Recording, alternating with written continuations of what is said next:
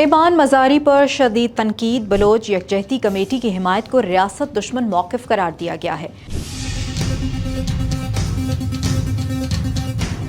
خود کو انسانی حقوق کی وکیل قرار دینے والی ایمان زینب مزاری ایک بار پھر تنقید کی زد میں ہیں، کیونکہ سیاسی اور ریاستی حلقوں کے مطابق وہ بلوچ یکجہتی کمیٹی جیسے متنازع گروہوں کے بیانیے کی حمایت کرتی رہی ہیں۔ ناقدین کا کہنا ہے کہ ایمان مزاری کے بیانات اور تقاریر میں ریاستی اداروں، خاص طور پر افواج پاکستان اور انٹیلیجنس کے خلاف سخت زبان استعمال کی جاتی رہی ہے، جو ریاست مخالف عناصر کو تقویت دیتی ہے۔